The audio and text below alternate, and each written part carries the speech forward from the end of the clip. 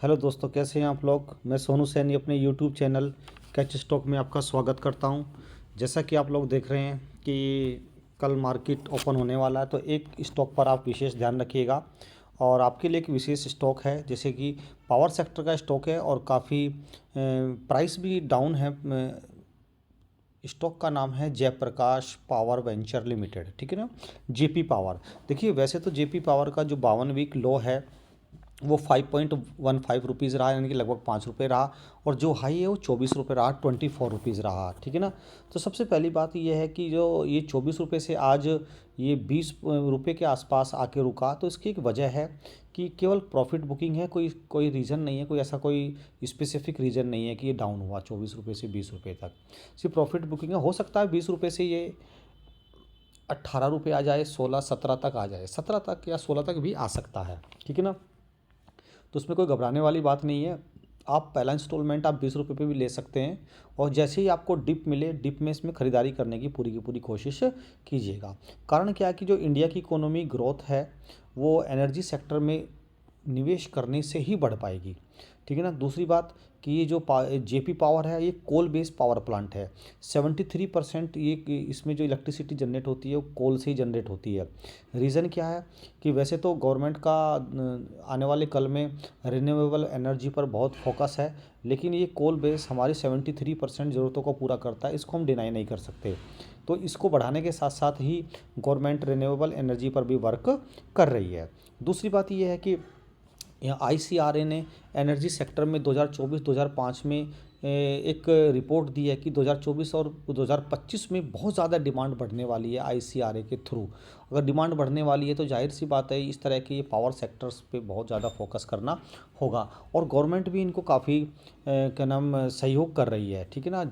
दूसरी बात ये है कि जेपी पावर के पास दो तो कोल माइन है, ठीक है ना। और कोल माइन के साथ साथ थोड़ा पोल्यूशन करने के साथ साथ ये जेपी पावर कोल के गैसिफिकेशन पर वर्क कर रहा है। क्या कर रहा है? कोल के गैसिफिकेशन पर वर्क कर रहा है। दूसरी बात एक देखें आप कि इसका जो ये धीरे धीरे भारी लॉस से प्रॉफिट में आ रही है कंपनी। 2023 में 1,359 करोड़ का इसमें प्रॉफिट आया। फिर 2 सितंबर से दिसंबर आते आते 2023 में 2,214 करोड़ का, यानी कि 1,359 करोड़ से 2,214 करोड़ का प्रॉफिट आया, ठीक है ना। और देखिए, मेरा कहने का मतलब है कि ये बड़ा मल्टीबैगर बन सकता है। और डिप में ख़रीदारी करें आप लोग। डिप में ख़रीदारी करने का एक मन बनाइएगा। दूसरी बात कि आप देखते हैं 1994 में एस्टेब्लिश हुई JP power venture limited coal mining में और सैंड माइनिंग में और सीमेंट ग्राइंडिंग में ये वर्क करती है। मार्केट कैप इसका 14,310 करोड़ रुपए का है। इतनी कोई छोटी कंपनी भी नहीं है। करंट प्राइस 20 रुपये में चल रहा है इसका। स्टॉक पीई 29 है, थोड़ा सा स्टॉक पीई ज़्यादा है। बुक वैल्यू 15 रुपये है। डिविडेंड कुछ ये देती नहीं है। आरओसी का आप ठीक ठाक सा कह सकते हैं, ठीक है ना।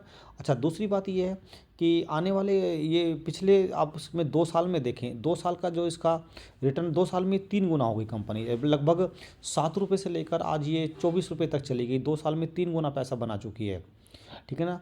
दूसरी बात ये है कि कंपनी के जो कॉन्स हैं, company is reporting profit, it is not paying out dividend. Dividend नहीं देती। डिविडेंड पे आप ध्यान मत दीजिएगा, कोई ऐसी बात नहीं डिविडेंड वाली। अच्छा, जो इसके पीज़ हैं वो एनटीपीसी है, अडानी ग्रीन है, पावर ग्रिड है, अडानी पावर है, टाटा पावर है, अडानी एनर्जी है, एनएचपीसी। बड़ी कंपनियां हैं, लेकिन जेपी पावर अभी एक 20 रुपये पे ही वर्क कर रही है। देखिए, 338 रुपये एनटीपीसी का, अडानी ग्रीन 1,955 रुपये, पावर कॉरपोरेशन 276 रुपये।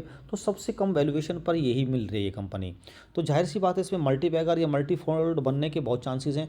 वैसे भी 2 साल के अंदर 2 साल कहाँ, 1.5 साल भी नहीं हुआ, 7 रुपये से लेकर ये 24 रुपये तक चली गई। लगभग 3 गुना, 3 गुने से भी ज़्यादा पैसा खर्च कर चुकी है, जनरेट कर चुकी है। तो हम लोग इसका क्वार्टरली रिजल्ट देखिए। अगर आप इसका क्वार्टरली रिजल्ट देखते हैं, अगर आप इसका ऑपरेटिंग प्रॉफिट देखें, सबसे पहली बात इसकी सेल्स देखिएगा। मार्च 2023 में इसकी जो सेल्स थी, मार्च 2023 में अगर आप इसकी सेल्स देखें तो ये थी 1,380। उसके बाद जून 2023 में देखिएगा 1,708। फिर उसके बाद थोड़ा सितंबर में डाउन हुई 1,350, लेकिन देखिए फिर एकदम बम्पर उछाल आया दिसंबर 2023 में, ठीक है ना। उसके बाद देखिएगा एक्सपेंस भी देखिए। देखो एक्सपेंस जैसे जैसे कंपनियां वर्क करती हैं, अपनों को एक्सपेंस करती हैं, तो उनका खर्चा भी बढ़ता है। ऑपरेटिंग प्रॉफिट देखिएगा आप। ऑपरेटिंग प्रॉफिट मार्च में 227 और जून में 521, फिर थोड़ा डाउन हुआ सितंबर में, और लेकिन दिसंबर 2023 में 577। आप अंदाज़ा लगा सकते हैं धीरे धीरे कंपनी ग्रोथ कर रही है, ठीक है ना। सितंबर 2023 में का रीज़न था कुछ मार्केट डाउन होने का, वो यूक्रेन और रसिया का युद्ध होने की वजह से ही थोड़ा सा इसमें डाउन चल रहा था।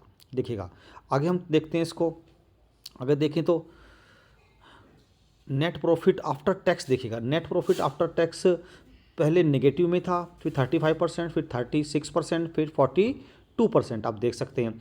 उसके बाद आप इसमें देखें कि अगर आप देखते हैं प्रॉफिट एंड लॉस, ठीक है ना, अदर इनकम, इसके बाद देखिए कंपाउंडिंग भी 10 ईयर्स में 9, कंपाउंडिंग सेल्स ग्रोथ 10 ईयर्स में 9%, 5 ईयर्स में 3%, 3 ईयर्स में 21%, ठीक है ना। तो धीरे धीरे इसका प्रॉफिट बढ़ता जा रहा है। बैलेंस शीट भी इसकी प्रॉफिट की तरफ जा रही है, आप देख सकते हैं। बोरिंग देखिएगा आप लोग, इसकी बोरिंग पे ध्यान दीजिए, बोरिंग बहुत ज़्यादा ध्यान देने योग्य है। बोरिंग मार्च 2022 में 5050 यानी कि 5000 करोड़ के आसपास, फिर बोरिंग 2023 में मार्च में ही थोड़ा घट गई है 4735, उसके बाद सितंबर में बहुत घटी 4400, तो बोरिंग भी घट रही है। लाइबिलिटीज़ बढ़ रही हैं, आप देख सकते हैं 109721272226, ठीक है ना। अब इससे अंदाज़ा लगा सकते हैं कि कंपनी धीरे धीरे ग्रोथ कर रही है और आने वाले 2 से 3 साल में मुझे लगता है कि 20 रुपये से ये कंपनी 120, 130, 140 तक जा सकती है। जैसे आपने अभी देखा कि last year Adani power 100 rupees के आसपास थे, आज 400 से ऊपर वर्क कर रहा है, ठीक है ना। अच्छा, इस कंपनी के पास कैश फ्लो की भी कोई ऐसी दिक्कत नहीं, कैश फ्लो भी इसके पास ठीक ठाक है, कोई ऐसी दिक्कत नहीं है। और रुद्रप्रयाग में इसका प्रोजेक्ट है जो बहुत अच्छा वर्क कर रहा है, ठीक है ना। अच्छा, नंबर ऑफ एफआईज की ज़रा शेयर होल्डिंग पैटर्न भी देख लेते हैं हम एक बार, ठीक है ना। तो पहले प्रमोटर को देखते हैं, तो प्रमोटर का 2023 में 4.70%, सॉरी 24%, उसके बाद सितंबर 2023 में फिर 24%, दिसंबर में भी 24%, यानी कि प्रमोटर ने में कोई चेंजेस नहीं आया, कोई डिक्रीजमेंट नहीं आया। तो देखिए, इंक्रीज ना आए वो एक अलग बात है, डिक्रीजमेंट नहीं आया, बस ये ध्यान रखिएगा। एफआईज को देखिए आप, एफआईज 2023 के स्टार्टिंग में देखिए 4.70%, फिर 4.65%, फिर अचानक एकदम दिसंबर 2023 में 5.14%। क्लियर। दूसरी बात, डीआईज की होल्डिंग थोड़ा डिक्रीज हुई है, क्योंकि प्रॉफिट बुकिंग की वजह से जाहिर सी बात है अपने डीआईज म्यूचुअल फंड वगैरह इसमें से प्रॉफिट निकालते हैं। पब्लिक की होल्डिंग भी देखो बढ़ती जा रही है, ठीक है ना। तो सबसे मेन चीज़ है एफआईज, जिस सेक्टर पे एफआईज का ध्यान आ जाता है वो सेक्टर जरूर बूम करता है। बात क्लियर हो गई। तो मैं समझता हूँ कि आपको मेरी वीडियो पसंद आई होगी। तो जेपी पावर में आप एक यू शेप का रो बना लीजिएगा, बहुत अच्छा है। कल ही 20 रुपये पर थोड़ा सा ले लीजिएगा, उसके बाद 18 रुपये पे आए तो थोड़ा सा खरीद लीजिएगा, फिर 16 पे आए फिर ले लीजिएगा, और 15 तक आने के कोई चांसेस नहीं है। आ भी गया तो बहुत अच्छी बात है। फिर 15 से 20 पर आता है तो आप आराम से अपना 20% का प्रॉफिट बुक करके 25% का निकल सकते हैं। अगर आप लंबा नज़रिया बनाते हैं 2 से 3 साल का, तो फिर देखिएगा मल्टीफोल्ड रिटर्न आपको ईजिली मिल जाएंगे। तो मैं समझता हूँ कि आपको मेरी वीडियो पसंद आई होगी। अगर पसंद आई है तो वीडियो को लाइक कीजिए, दोस्तों को शेयर कीजिएगा और चैनल को सब्सक्राइब कीजिएगा अगर आप नए हैं। बहुत बहुत धन्यवाद। फिर मिलते हैं आपसे नेक्स्ट वीडियो के साथ।